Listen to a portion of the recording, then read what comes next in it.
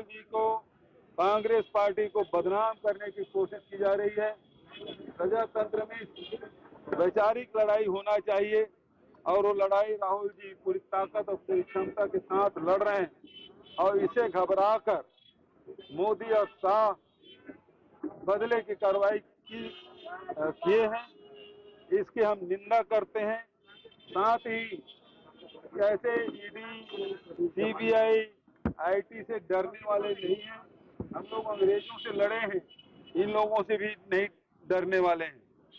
आज पूरे देश में एक दिवसीय धरना प्रदर्शन इस कार्रवाई के विरोध में किया गया। रायपुर राजधानी में भी बड़ी संख्या में सब हमारे पार्टी के पदाधिकारी और कार्यकर्ता आके इस चिलचिलाती धूप में 60 नोटिस में यहाँ उपस्थित हुए हैं। मैं उन्हें धन्यवाद देता हूँ। लेकिन इस कार्रवाई से निश्चित रूप से हमारा मनोबल कमजोर नहीं बल्कि मजबूत हुआ है। अब ये लगने लगा है कि मोदी और शाह कांग्रेस पार्टी से डर गए हैं और इस कारण से बदले की भावना से कार्रवाई कर रहे हैं और पूरी ताकत से हम लड़ाई लड़ेंगे। देखिए, भारतीय जनता पार्टी की सरकार है और पूरा देश इस बात को जान चुका है कि जो उनकी गलत नीति और उनके गलत विचारधारा को एक्सेप्ट नहीं करता उसके खिलाफ में ईडी, इनकम टैक्स, सीबीआई के मुकदमे चलाते हैं, क्योंकि वो ये जितनी भी सेंट्रल एजेंसियां हैं ये कठपुतली की तरह उनके यहाँ। नेशनल हेराल्ड मामले को लेकर प्रवर्तन निदेशालय ने कांग्रेस पार्टी की प्रमुख सोनिया गांधी और उनके बेटे राहुल गांधी के खिलाफ चार्जशीट दाखिल की। इस महत्वपूर्ण और संवेदनशील मुद्दे पर राजनीति में एक नई हलचल शुरू हो चुकी है। इसी संदर्भ में छत्तीसगढ़ राज्य के उप मुख्यमंत्री अरुण साव का एक बयान सामने आया, जिसमें उन्होंने इस विवादास्पद मामले को लेकर महत्वपूर्ण तथ्य प्रस्तुत किए। उप मुख्यमंत्री ने स्पष्ट रूप से कहा कि वर्ष 2008 में नेशनल हेराल्ड का प्रकाशन अचानक बंद कर दिया गया और इसके बाद कांग्रेस पार्टी द्वारा नेशनल हेराल्ड को 90 करोड़ रुपए का ऋण प्रदान भी किया गया था। आश्चर्य की बात यह है कि नेशनल हेराल्ड ने इस ऋण को चुकाने के लिए मना किया। इसके पश्चात यंग इंडिया नामक एक चैरिटेबल ट्रस्ट की स्थापना की गई, जिसके भीतर सोनिया गांधी और राहुल गांधी के पास 38% की हिस्सेदारी थी। इसके फलस्वरूप नेशनल हेराल्ड की सभी संपत्तियां यंग इंडिया के नाम पर हस्तांतरण कर दी गई और इस दौरान उन्होंने सार्वजनिक मंच से कांग्रेस पार्टी पर तीखा निशाना साधते हुए कहा कि ये एक ज्ञात तथ्य है कि कांग्रेस पार्टी की आदत हमेशा से अपराधियों के संरक्षण में खुलकर सामने आने की रही है और यह पार्टी अपने समर्थन में आंदोलन करने से भी पीछे नहीं हटती। उनका आरोप था कि कांग्रेस पार्टी वास्तव में अपराध और अपराधियों के संरक्षण के लिए लगातार सक्रिय रहती है, जो कि आम जनता के लिए एक संदेहजनक और चिंताजनक स्थिति है। ये कब मामला आया है? नेशनल हेराल्ड का इशू कब से चालू हुआ है? कब से जमानत में है राहुल गांधी? और राहुल गांधी तो कांग्रेस के पक्ष में जो भी अभियान चलाते हैं तब कांग्रेस को ही नुकसान होता है। न्याय यात्रा चलाए, कांग्रेस का क्या हुआ? और इसलिए ये राजनीतिक आरोप बंद करें। वास्तविकता ये है कि कांग्रेस पार्टी की ये आदत हो गई है, अपराध और अपराधियों के संरक्षण में आगे खड़ा होना ये आदत बन गई है और वही काम ये कर रहे हैं।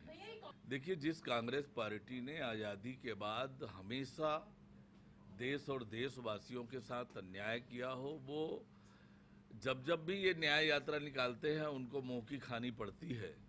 राहुल गांधी ने न्याय यात्रा निकाला, भारत जोड़ो यात्रा निकाला, भारत को जिन्होंने तोड़ने का काम किया वो भारत जोड़ो यात्रा निकालते हैं। ये जनता के गले नहीं उतरती है ये बातें। न्याय की बात कहना कांग्रेस से, भारत को जोड़ो की बात कहना कांग्रेस के मुंह से शोभा देता नहीं है। कांग्रेस के पास आज कुछ बचा नहीं है करने के लिए। माननीय मुख्यमंत्री विष्णुदेव साय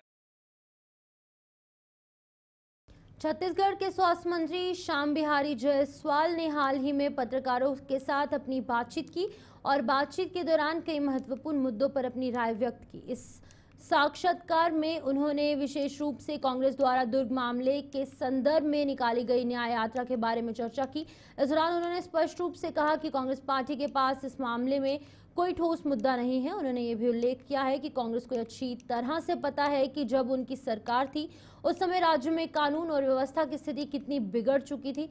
उन्होंने आगे कहा कि अपराधों को केवल राजनीति के चश्मे से देखना और उन्हें राजनीतिक मुद्दा बनाना राज्य के समग्र कल्याण के लिए एक प्रभावशाली दिशा नहीं है। उन्होंने ये भी राहुल जी को कांग्रेस पार्टी को बदनाम करने की कोशिश की जा रही है। प्रजातंत्र में वैचारिक लड़ाई होना चाहिए और वो लड़ाई राहुल जी पूरी ताकत और पूरी क्षमता के साथ लड़ रहे हैं और इसे घबराकर मोदी और शाह बदले की कार्रवाई किए हैं। इसकी हम निंदा करते हैं।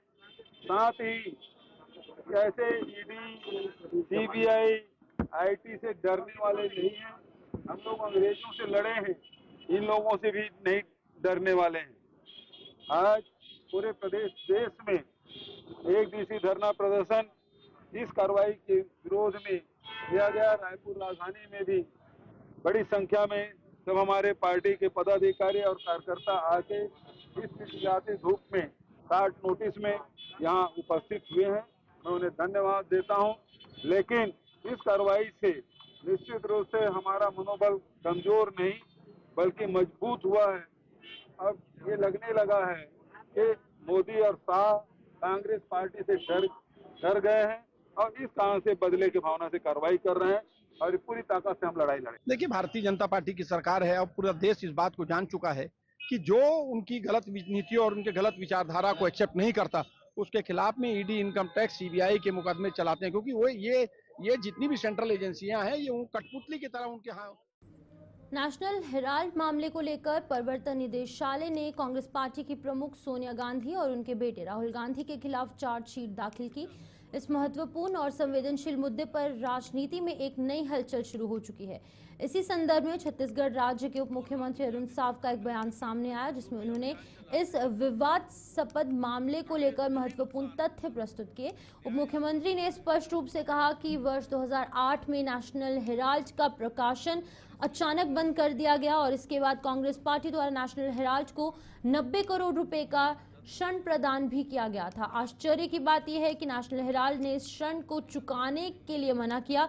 इसके पश्चात यंग इंडिया नामक एक चैरिटेबल ट्रस्ट की स्थापना की गई, जिसके भीतर सोनिया गांधी और राहुल गांधी के पास 38% की हिस्सेदारी थी। इसके फलस्वरूप नेशनल हेराल्ड की सभी संपत्तियां यंग इंडिया के नाम पर हस्तांतरण कर दी गई और इस दौरान उन्होंने सार्वजनिक मंच से कांग्रेस पार्टी पर तीखा निशाना साधते हुए कहा कि ये एक ज्ञात तथ्य है कि कांग्रेस पार्टी की आदत हमेशा से अपराधियों के संरक्षण में खुलकर सामने आने की रही है और यह पार्टी अपने समर्थन में आंदोलन करने से भी पीछे नहीं हटती। उनका आरोप था कि कांग्रेस पार्टी वास्तव में अपराध और अपराधियों के संरक्षण के लिए लगातार सक्रिय रहती है, जो कि आम जनता के लिए एक संदेहजनक और चिंताजनक स्थिति है। ये कब मामला आया है? नेशनल हेराल्ड का इशू कब से चालू हुआ है? कब से जमानत में है राहुल गांधी? और राहुल गांधी तो कांग्रेस के पक्ष में जो भी अभियान चलाते हैं तब कांग्रेस को ही नुकसान होता है। न्याय यात्रा चलाए, कांग्रेस का क्या हुआ? और इसलिए ये राजनीतिक आरोप बंद करें। वास्तविकता ये है कि कांग्रेस पार्टी की ये आदत हो गई है, अपराध और अपराधियों के संरक्षण में आगे खड़ा होना ये आदत बन गई है और वही काम ये कर रहे हैं। देखिए, जिस कांग्रेस पार्टी ने आज़ादी के बाद हमेशा देश और देशवासियों के साथ अन्याय किया हो, वो जब भी ये न्याय यात्रा निकालते हैं उनको मुंह की खानी पड़ती है।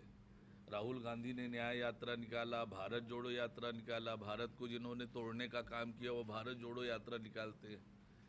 ये जनता के गले नहीं उतरती है ये बातें। न्याय की बात कहना कांग्रेस से, भारत को जोड़ो की बात कहना कांग्रेस के मुंह से शोभा देता नहीं है।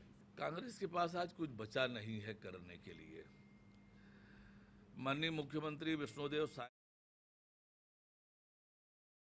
छत्तीसगढ़ के स्वास्थ्य मंत्री श्याम बिहारी जायसवाल ने हाल ही में पत्रकारों के साथ अपनी बातचीत की और बातचीत के दौरान कई महत्वपूर्ण मुद्दों पर अपनी राय व्यक्त की। इस साक्षात्कार में उन्होंने विशेष रूप से कांग्रेस द्वारा दुर्ग मामले के संदर्भ में निकाली गई न्याय यात्रा के बारे में चर्चा की। इस दौरान उन्होंने स्पष्ट रूप से कहा कि कांग्रेस पार्टी के पास इस मामले में कोई ठोस मुद्दा नहीं है। उन्होंने ये भी उल्लेख किया है कि कांग्रेस को अच्छी तरह से पता है कि जब उनकी सरकार थी उस समय राज्य में कानून और व्यवस्था की स्थिति कितनी बिगड़ चुकी थी।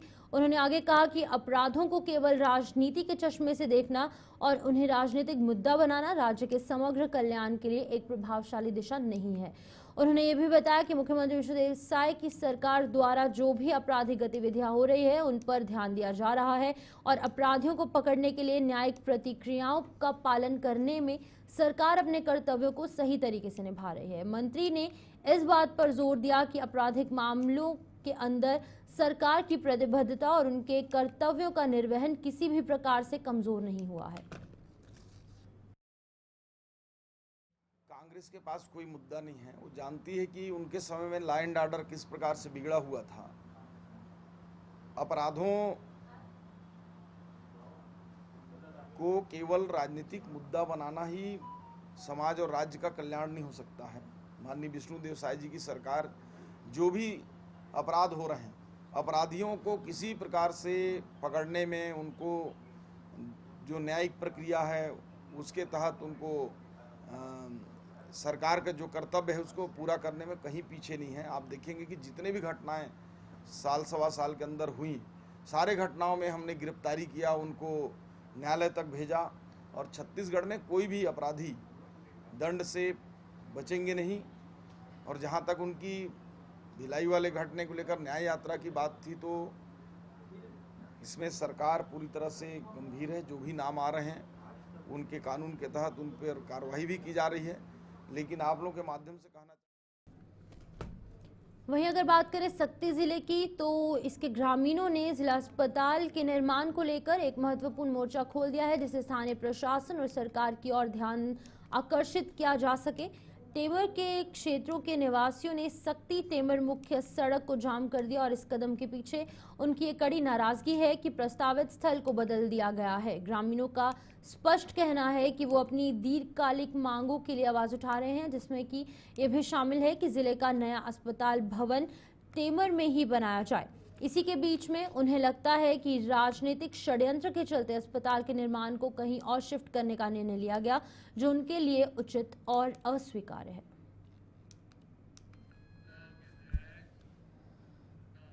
वहीं कवर्धा शहर में तेजी से बढ़ते हुए ट्रैफिक लोड, सड़कों पर हो रहे अतिक्रमण और दुकानों के सामने ग्राहकों द्वारा मनमाने ढंग से वाहन खड़े किए जाने से आए दिन शहर में जाम की स्थिति बन रही है। मुख्य बाजार क्षेत्रों से वाहन गुजरना मुश्किल हो रहा है और इस स्थिति को गंभीरता से लेते हुए पुलिस अधीक्षक कबीर धाम धर्मेंद्र सिंह के निर्देशन में यातायात व्यवस्था को पटरी पर लाने के लिए एक विशेष अभियान प्रारंभ किया गया। सप्ताह जो है, और अगर बात करें पूर्व जिला पुलिस की, नगर पालिका परिषद की, तो कवर्धा के अध्यक्ष चंद्र प्रकाश चंद्रवंशी आरटीओ और गणमान्य नागरिकों के साथ मीटिंग लेकर इस संबंध में चर्चा की गई और एक प्लान ऑफ एक्शन तैयार किया गया। इस क्रम में नगर पालिका के अधिकारी, कर्मचारी और पुलिस विभाग के अधिकारियों के अंदर समन्वय से कार्रवाई की जा रही है। यातायात पुलिस की टीम द्वारा शहर के प्रमुख मार्गों में स्थित जो दुकानदार हैं, जो ठेला संचालक हैं और अन्य व्यवसायियों को समझाइश दी गई है कि वो अपनी दुकानों के सामने वाहन ना खड़े करें और ठेले व्यवस्थित रूप से खड़े करें और अतिक्रमण तत्काल हटाएं। 17 अप्रैल से पुलिस और नगरपालिका की संयुक्त टीम द्वारा कठोर कार्रवाई की जाएगी। तो चलिए फिलहाल छत्तीसगढ़ बुलेटिन में इतना ही। दीजिए इजाजत, नमस्कार।